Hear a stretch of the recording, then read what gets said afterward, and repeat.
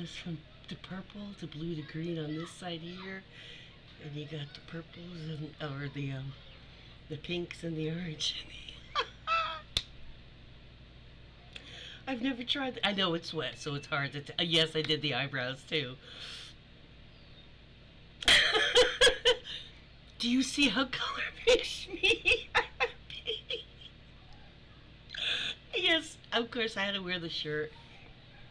Got a little bit of staining. I mean, that'll come out in the shower. I just washed my hair in the kitchen sink because I have a little spray thing on it. I love it. I think it's gonna look really cool. I did a gradient. Yes. I love it. I do. I am so excited. I know it usually that turquoise usually has more of a teal green color as you see when it's wet. It should totally blue in as a. Oh my god! I put a green underlayer. You'll see it when it's dry, and then yellow, and then oh my god! And then in the back I did the opposite. The the blues and purples here. So then you got the blues and purples and greens down there, and vice versa. You got the pink and the orange in here, so you got the pink and the orange here. So in the back you get all the colors too.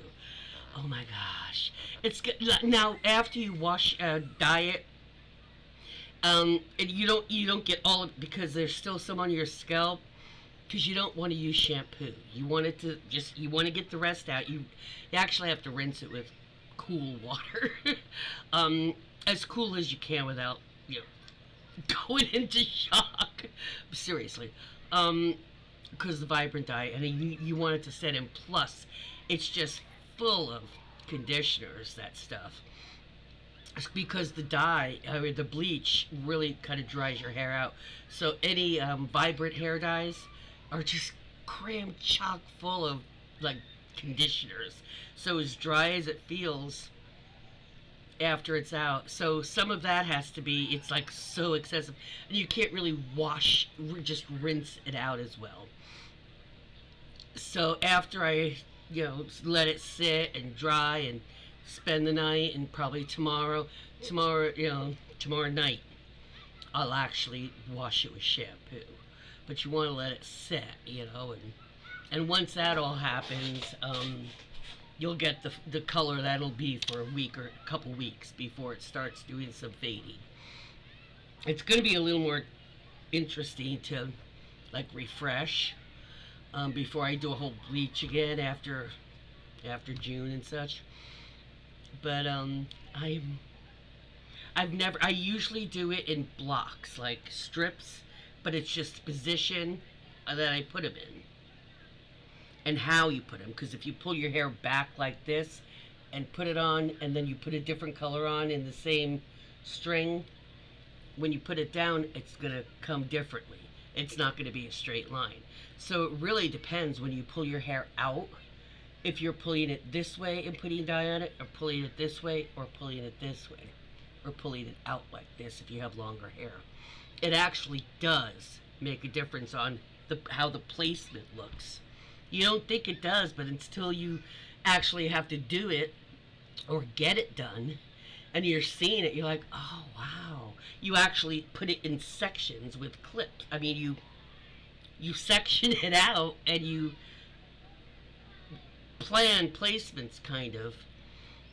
So, and it's hard to do, especially with a wrist that doesn't bend very much, to get the whole back. And there's often times after it's all washed out, maybe it didn't pull as much in a certain area, so I'll have to look through and go back and do a little bit. But that's not a problem. But I kind of wanted that tie-dye look, that kind of a gradient thing, so you kind of have all the colors, so it's not just one block here and one block here. You kind of got them all happening out there. I'm really digging I am seriously digging how, oh my gosh. So that's what it looks when it's wet after it's freshly, the first day it's been done. So it'll settle in a day or two. But I will do a quick one tonight if you got enough light. Should um, to show you once it's dry. But I was just when I was combing it out and I was like, and I put it back and it was all wet. Your hair always looks different, the colors and such. And then when I started and I got the parts, flipped, and I started combing it out, I'm like, ah, because if you see it with the light, you can see the different. Uh, you could see, yeah, see right there. You can see where it's pinker on the bottom and more of like that sunset orange color on the, and this too. It's like more purpley on the bottom, and it looks like green right now, but it goes from purple to actually a blue. Um that turquoise I had. So it should look really snap when it's dried up. Not dried up, dried. All right, this is gonna be exciting. This is gonna be exciting because I've got a pride flag coming and a megaphone for the protest. They should be here Monday. Got all the signs. So I'll be celebrating. I'll be doing the protest for No Kings, celebrating for Pride Month, and it's also the month for Juneteenth.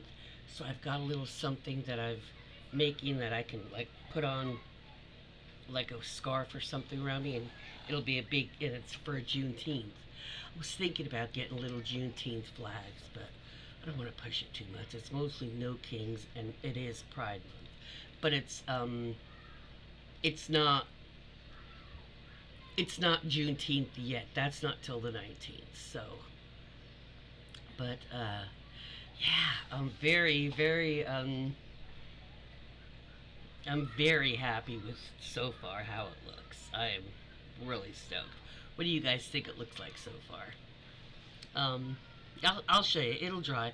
I don't blow dry or style or any shit like that. It already gets this bleached every couple months. I don't need to do any more damage to it.